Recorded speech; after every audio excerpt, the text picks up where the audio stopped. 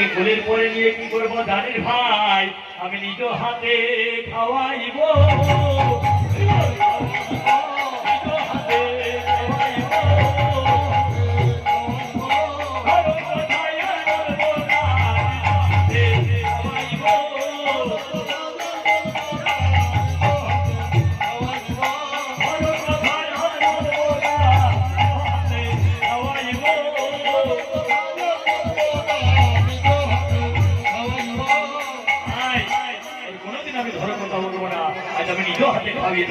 এবার দাদা যদি ভাইকে খাওয়িয়ে দেয়, ভাইকে না খাওয়িয়ে থাকতে পারে? হ্যাঁ, আমাদের মতো ভাইরা পারে নাকি? তাহলে সকল রাখাল বোনের সাথে ঠিক তেমনি ভাবে তুমি ওই কুলীন ভদনে খেয়েছিলে, আর ঠিক তেমনি ভাবে আমার হাতে খাও দাদা।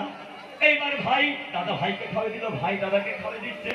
হ্যাঁ, এইবার সেই পুরবের কথা মনে পড়ে গিয়ে কি বললেন? তুই রে গৌরাঙ্গ ভাই, তোর সঙ্গ নাই।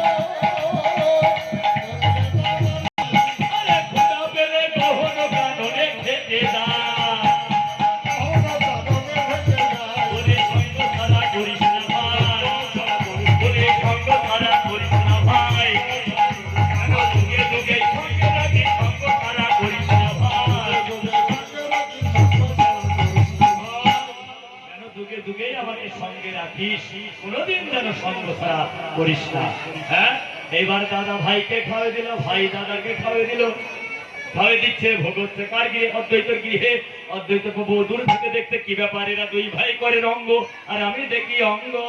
এই যে দুই ভাইয়ের খাওয়া খাওয়ি, হ্যাঁ আমি দেখি অঙ্গ, তাই দুই ভাইয়ের অঙ্গ দেখি অদ্বৈত গোসাই।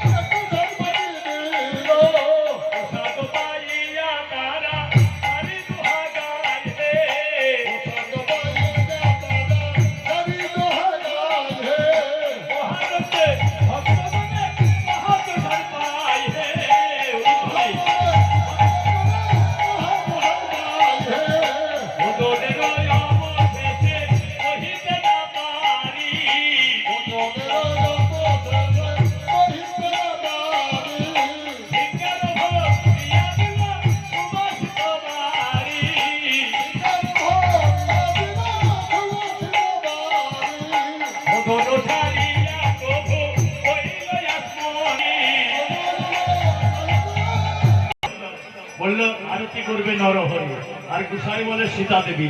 এর একটা ব্যাপার আছে কি, ভোগ হচ্ছে কার গৃহে? অদ্বৈতের গৃহে। এইবার আরতি কে করবে? সীতা ঠাকুরানী করবে। কিন্তু নরহরি কেন করে? কেন করে জানা আছে কি কারো? নরহরি কেন করে আরতি? আরতি করতো, ওই আরতি দেখে সীতামা মুগ্ধ হয়েছিল। তাই সীতামা আবার নরহরির উপরে আরতি করার ভার দিয়েছিল। তাই নরহরি আরতি করে। বুঝেছেন না? এখানে নরহরি করবে বলে এখানে নরহরি করবে, ঠিক আছে? তা সীতা দেবী করলেও দোষ নেই, নরহরি করলেও দোষ নেই, কিন্তু গাইতে তো হবে ঠিক করে।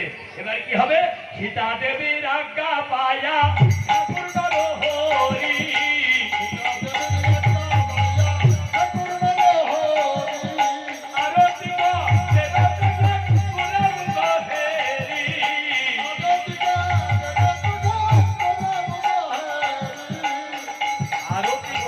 তখন গোরামুখ হেরি আরতির সময় যেন আসবে জায়গায় দাঁড়িয়ে, নাকি এখানে কেউ আসবে না? হ্যাঁ, আরতি করে নরহরি